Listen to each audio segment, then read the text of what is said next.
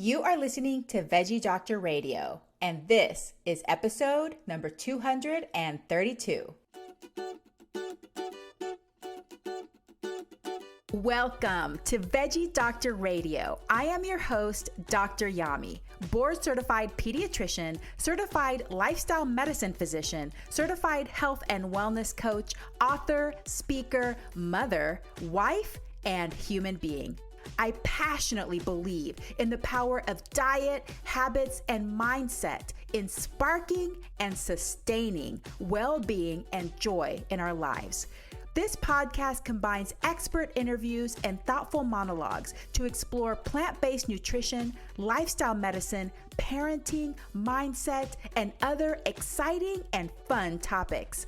I hope that these episodes inspire you, uplift you, and equip you with the knowledge and tools to live your best life. Are you ready to get started? Let's do it. Hey, veggie lovers. Welcome to another episode of Veggie Doctor Radio.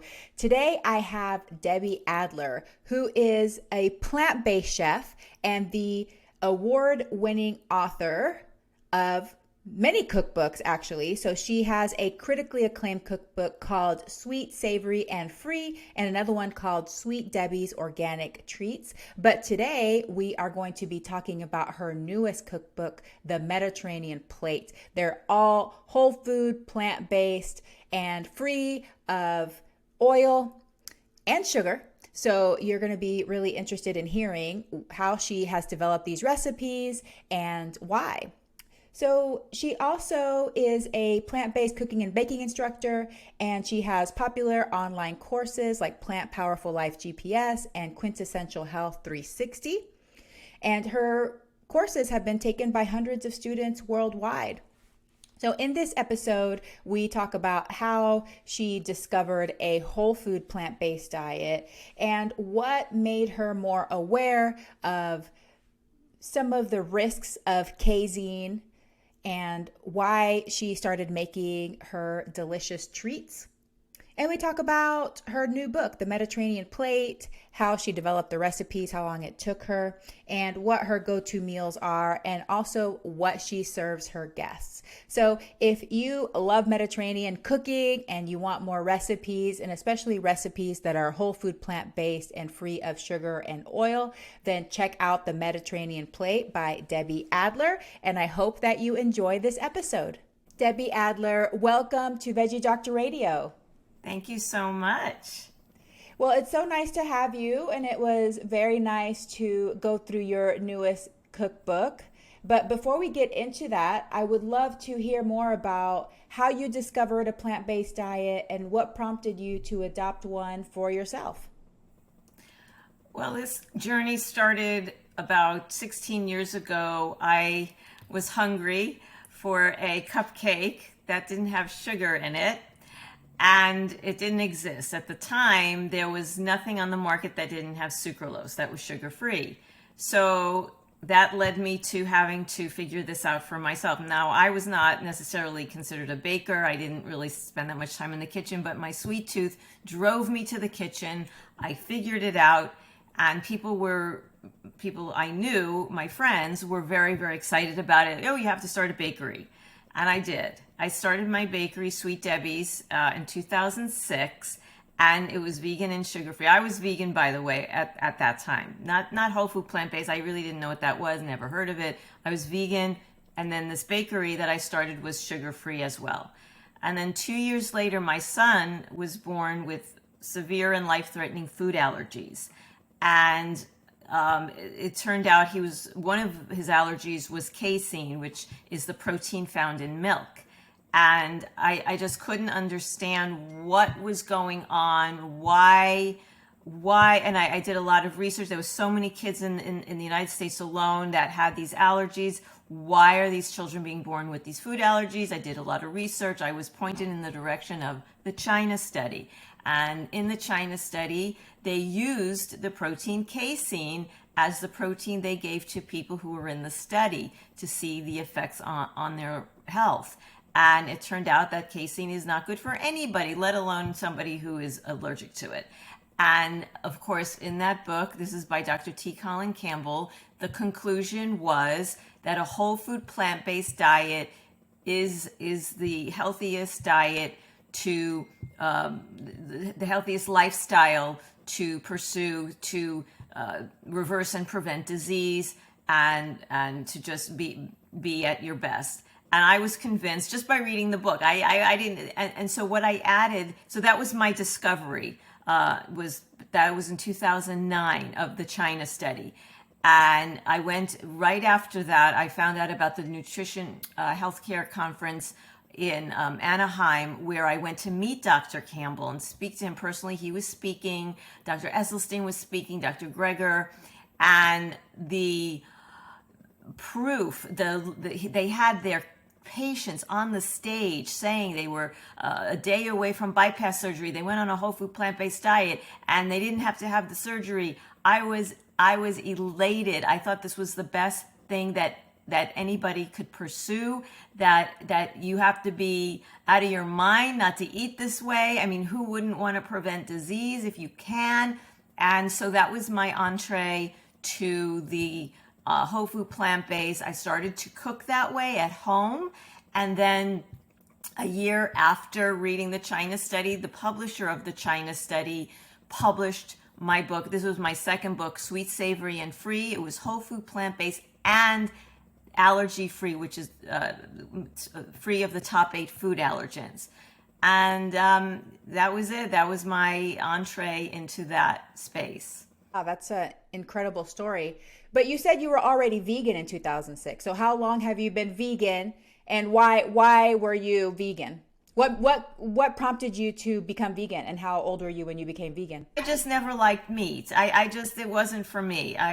It wasn't until recently that it was for, the animals. I've become more empathetic to that reason more recently. But at the beginning, I just never liked meat. It wasn't anything I desired to eat. So I just never ate it. It wasn't a big, revelation. It was just I never liked it. I mean, my mom served it, but I just never really liked it. That was all. And then when you had your son, he was eating everything, it sounds like. Yes, yeah. He's omnivorous, and I don't like to make a big deal. My husband and I are whole food plant-based, and my son can eat, whatever he wants, because I don't like to make a big deal out of food. He had enough with the food allergies for 10 years. We were very restricted in terms of what we could do. We couldn't go to restaurants. We couldn't go on planes. And when he was 10, this is 4 years ago, he got enrolled in a study at it was in conjunction with Stanford and UCLA, that it was a protocol where they were able to desensitize kids to their food allergies by giving them a little bit of protein, a little bit of the proteins, and they did it. It was a multi-allergen study, so they were able to desensitize my son to 5 of his allergens, which was such a big relief, and he's now still able to eat those allergens. So it's not, we can go to restaurants. So food has always been an issue. I don't like to make it an issue. He can make his own decisions about food when he's older, but he knows what I do, and he eats my food, but he also eats other things that he wants to eat, and I don't make a big deal out of it.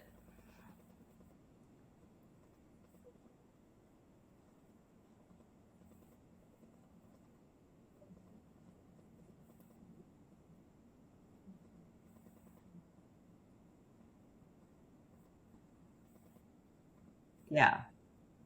Yeah.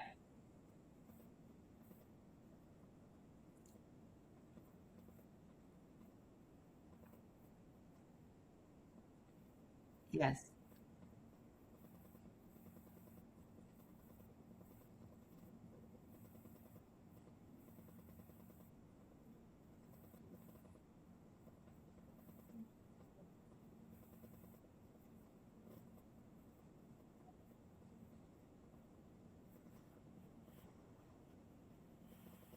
I do. I am vegan. I am vegan. I when I write it, I don't go around saying I'm vegan, whole food, plant-based. But when I write it, if I'm writing a post on social media or to my email followers, I say vegan / whole food, plant-based. So they're clear that it's vegan, because people get confused about whole food, plant-based. Oh, but does that mean I could still have, whatever they say, and it's not vegan? So I always say vegan / whole food, plant-based, so that incorporates both the vegan aspect and the whole food, plant-based aspect, which is no sugar, no salt, no oil.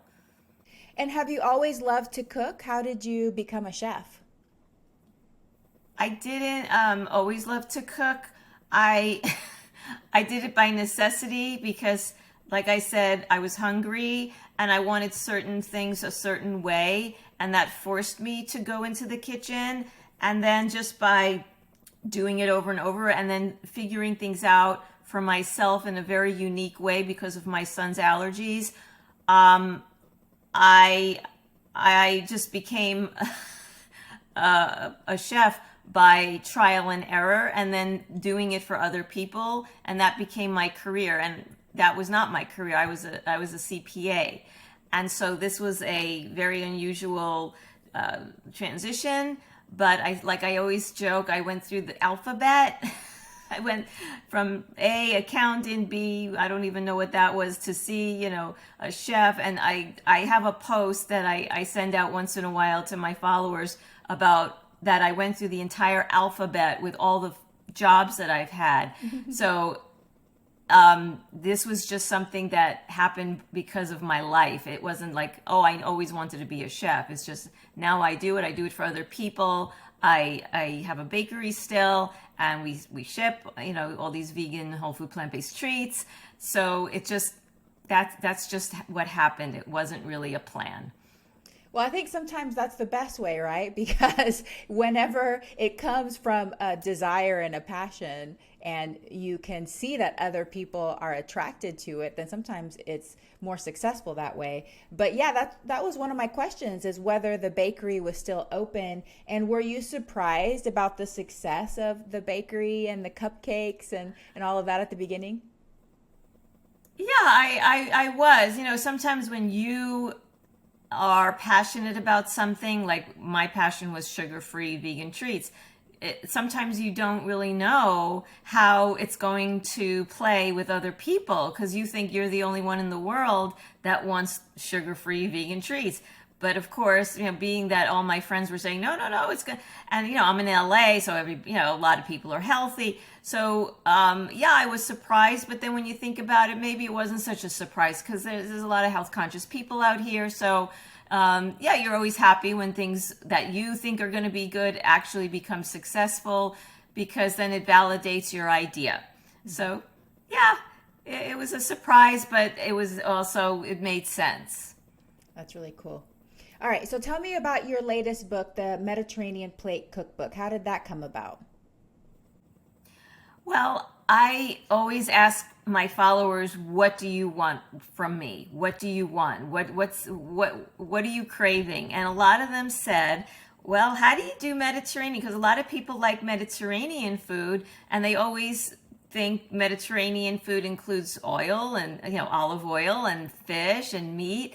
And they don't really know how to do it other than with those ingredients or cheese. So they were saying, Mediterranean. I thought, okay, maybe that's my next thing. So I started in 2020, during the pandemic, to figure this out. It took a long time, because it's first coming out now. So it was 2.5 years of figuring out, well, how do you do Mediterranean food without meat, without olive oil, without fish? And that was my,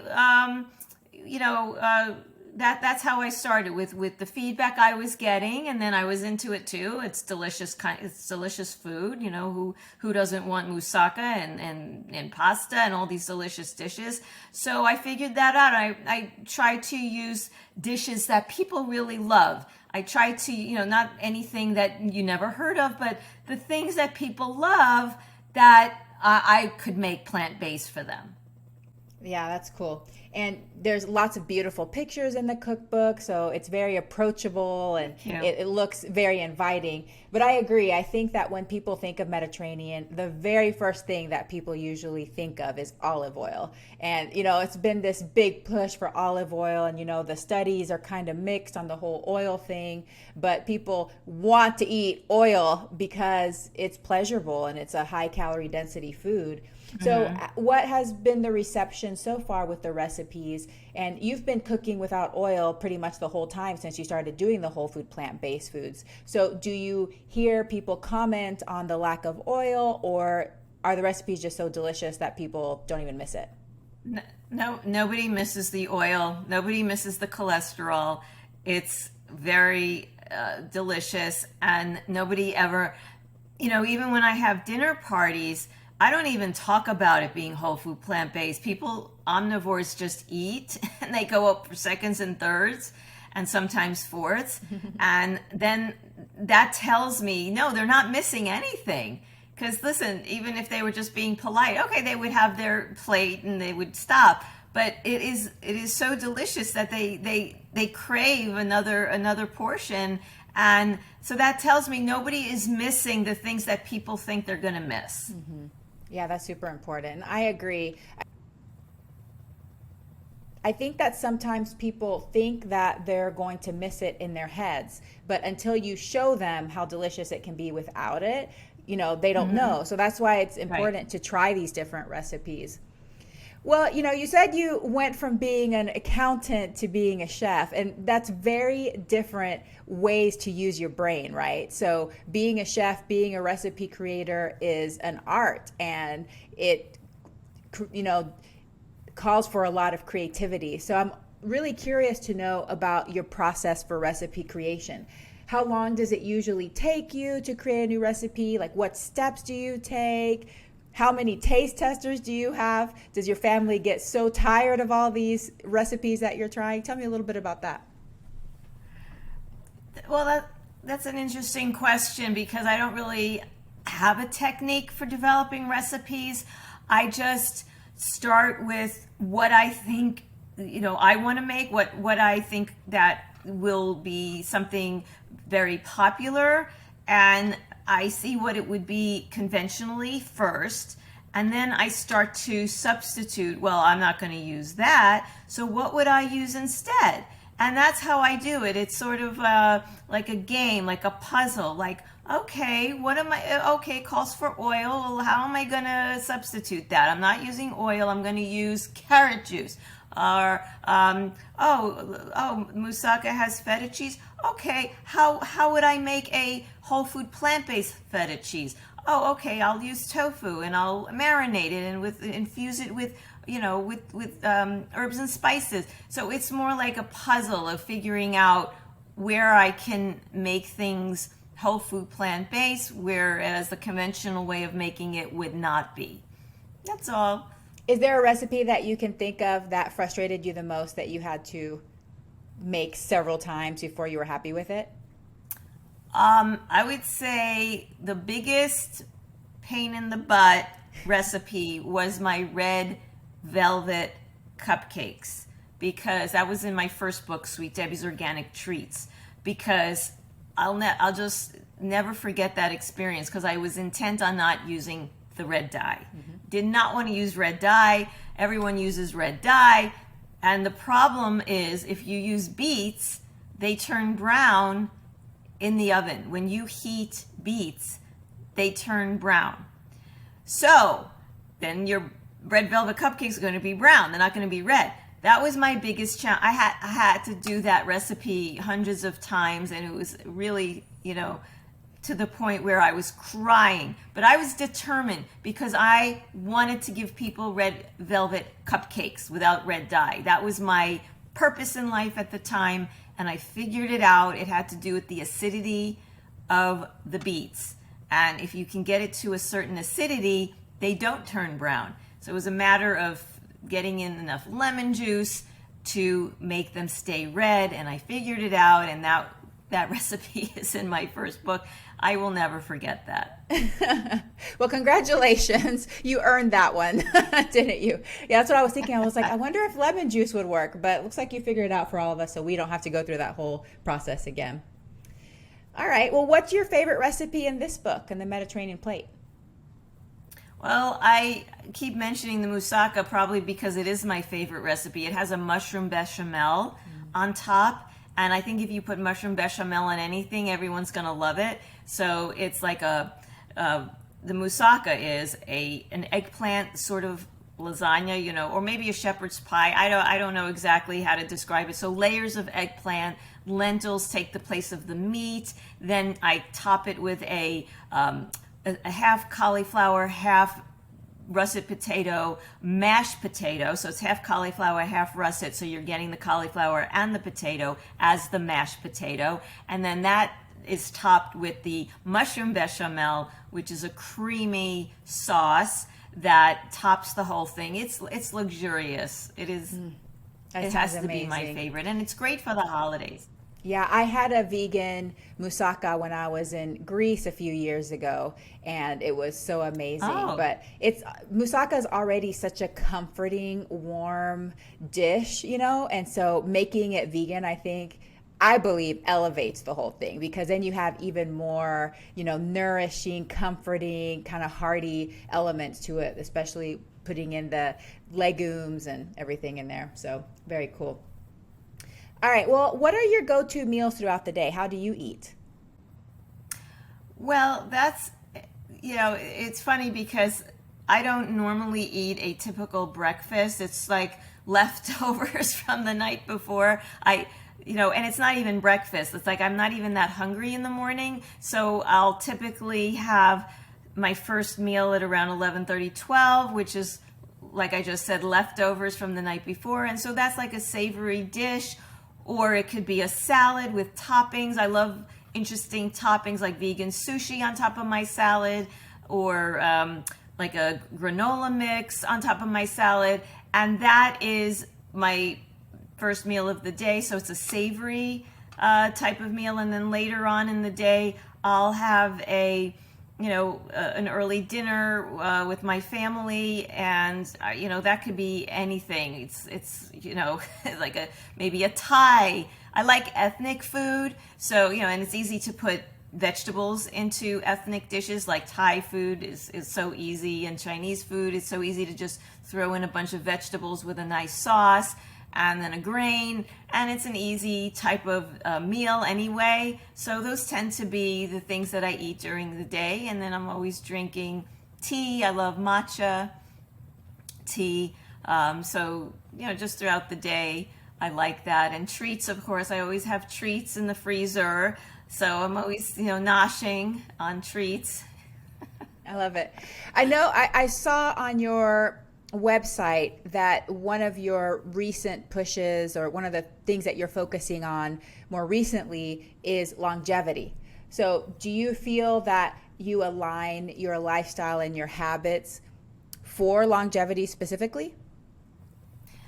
Yeah, I do. I think it's just a natural extension of eating and living this way. It's not something I obsess about, but it's just a natural extension of, well, yeah, I'm older, and yeah, I would like to feel more energetic and live a healthy life. My son is only 14, so I still would like to see him get through life, and I want to be there for him. So that's always in the back of my mind. And as a matter of fact, in the book, I talk about the 18 anti-aging foods that have been proven scientifically to help with that. Whether it's your skin or inside to stay healthy. So I do think about that a lot. I just turned 60, so obviously anybody at this age would start thinking. You start to think about your mortality and how you can maybe not get sick as you age. So that becomes more of a goal in your everyday living, at least with me.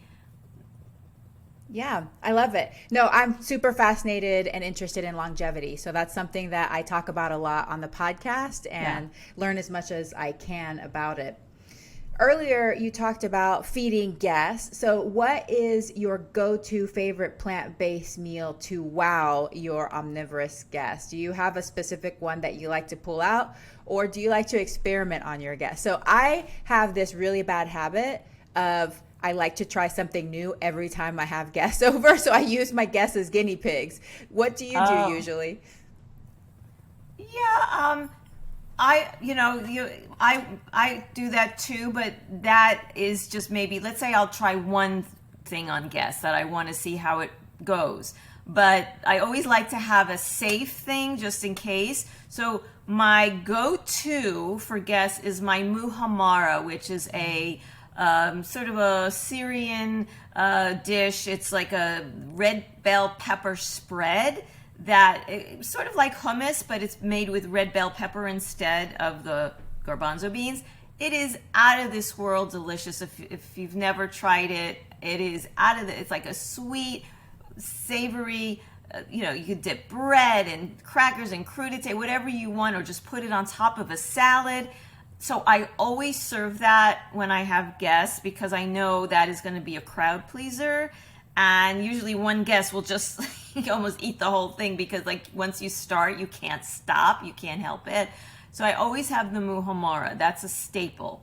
And then I guess depending on who it is, I'll make a variety of dishes, like I have a really good everything bagel potato salad. So I use the everything bagel seasoning with little potatoes and I make a really delicious comforting salad out of that. So I always do that.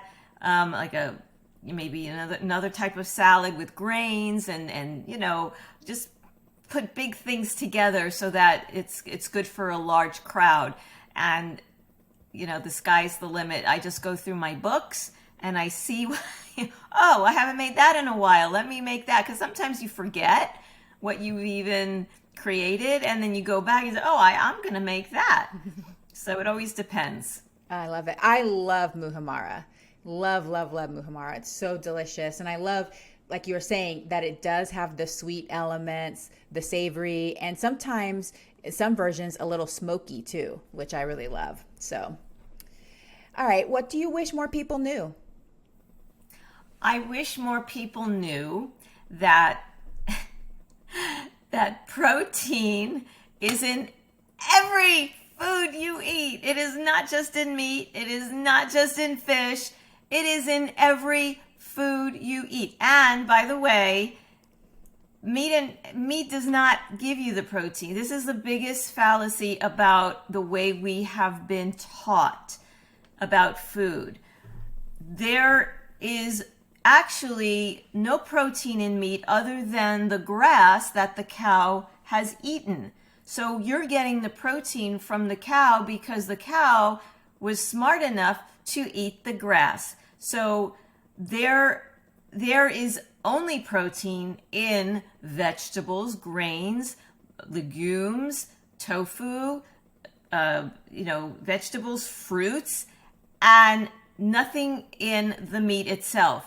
So if people understood that, I think they would get over this. Well, this is the biggest question I get. How am I going to get my protein? Oh my God, I have to have protein. And so, no, I'm patient with every question, but I'm frustrated because we have been misled.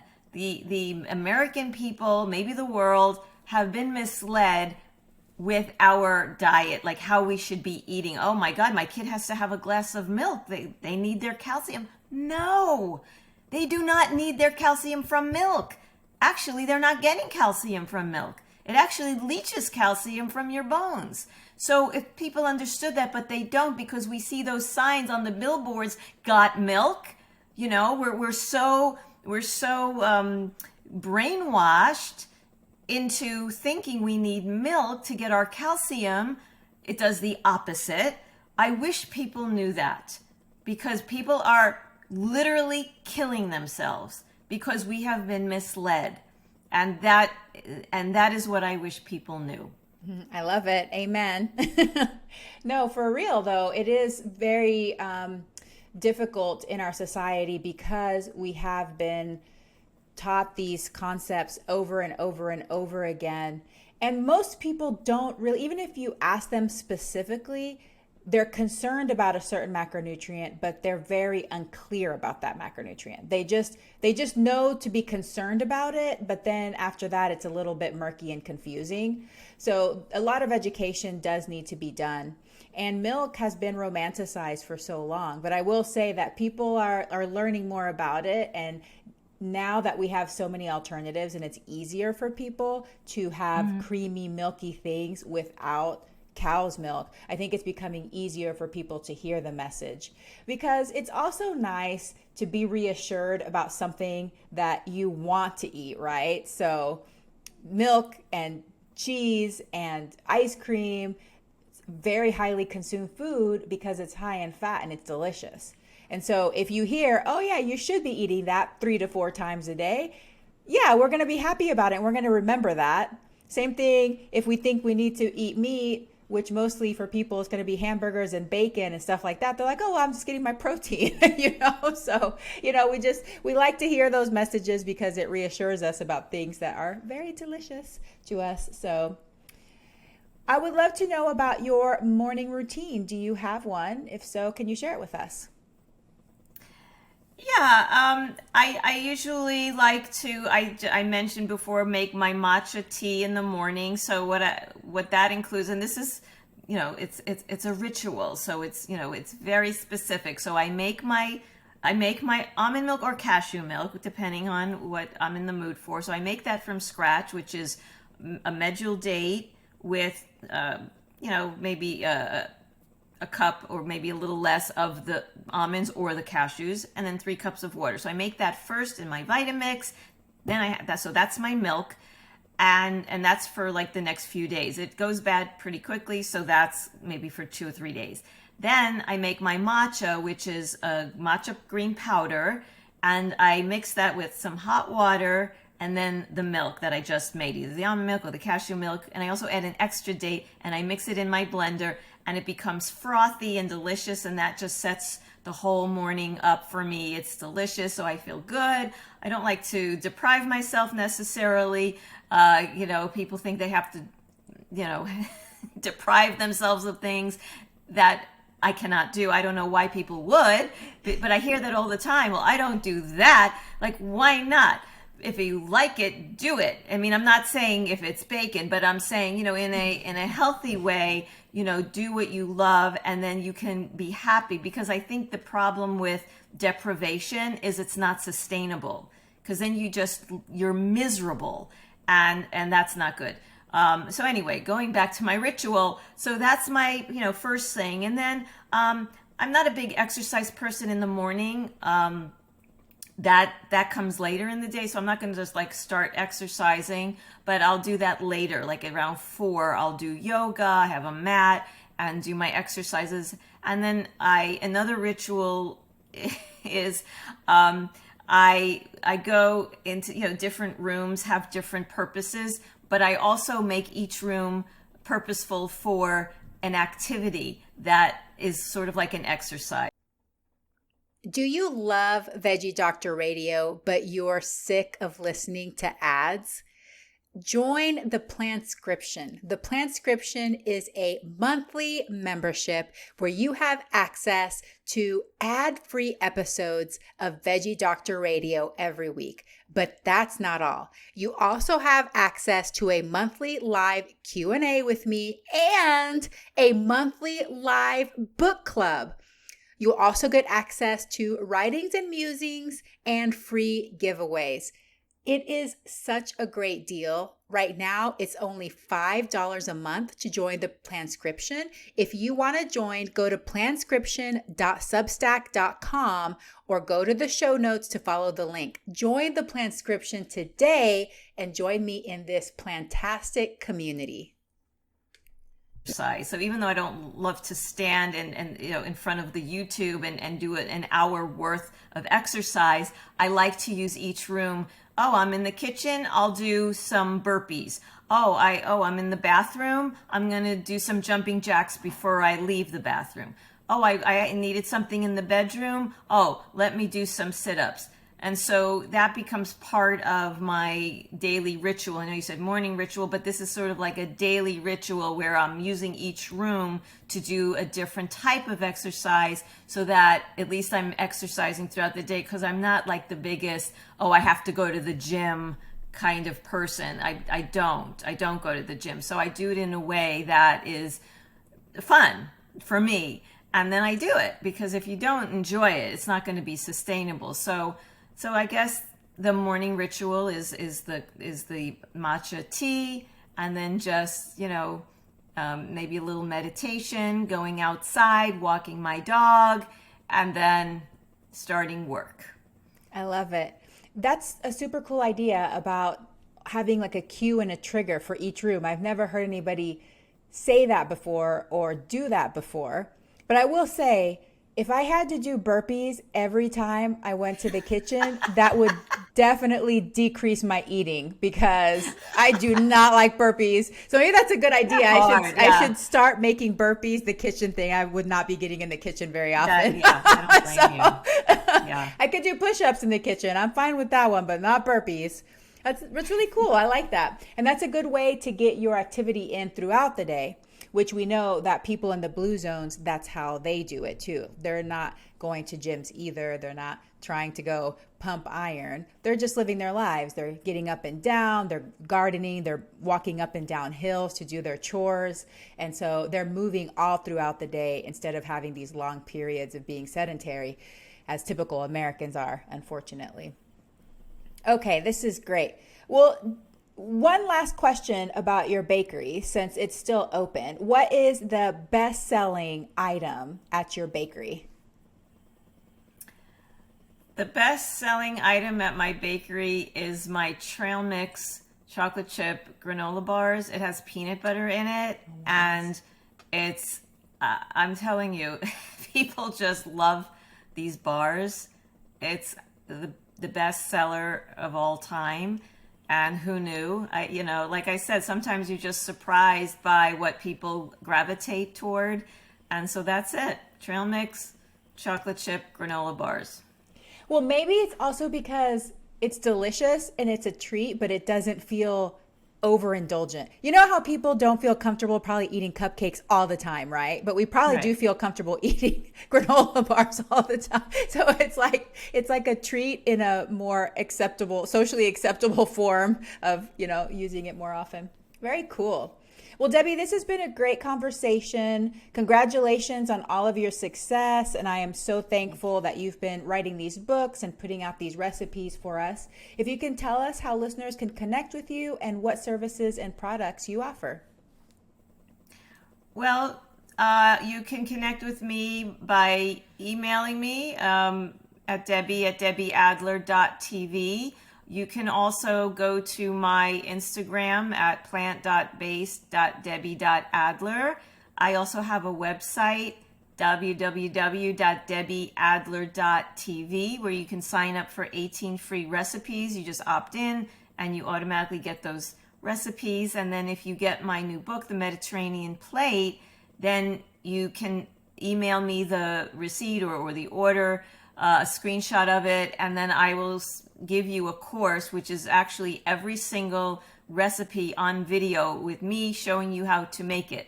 So that's a free gift that you get when you purchase the Mediterranean Plate. So just email me a screenshot at debbie@debbieadler.tv. Very cool. And where can people get your book? On Amazon. Okay, great. Now that's where they can get that's it. an excellent deal, especially for people that are more visual and like to see the step by step. That's a fantastic deal. Yes. All right. Last question, Debbie. Leave us with your number one tip for busy parents that want to create delicious and nutritious meals for their families. I would say to prep over the weekends, because then you're organized for the week and you're not stressed. So I just maybe on Saturday or Sunday or both take an hour or two to prepare a lot of certain things that I know I can use in the meals, and I do it on the weekends.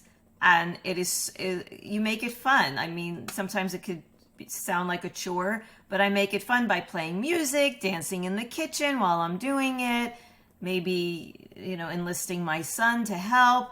And it's really a lifesaver, for a busy parent. When you're working, you come home, the last thing you want to do is think about, what am I going to cook? So if you have it already prepared and all you have to do is warm it up, your life becomes so much easier.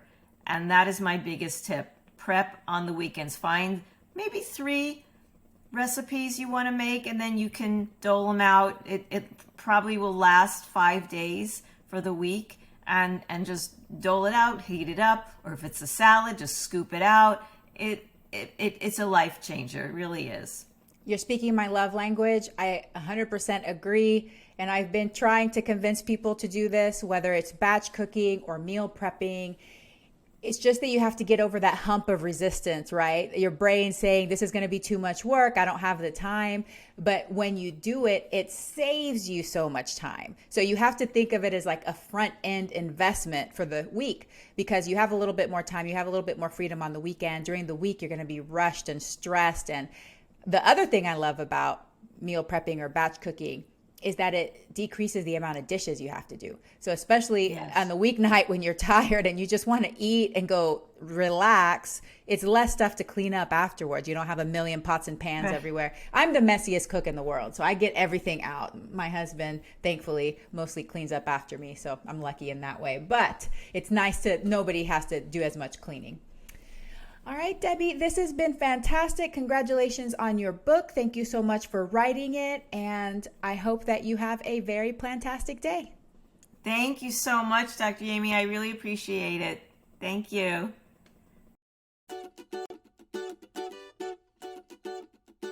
Hey, veggie lover. I hope that you loved today's episode. Will you take a second and do me a huge favor? Please subscribe to my podcast so that you never miss an episode. You're the reason I'm here, and I want to share it all with you. Thank you for listening, and have a plantastic day.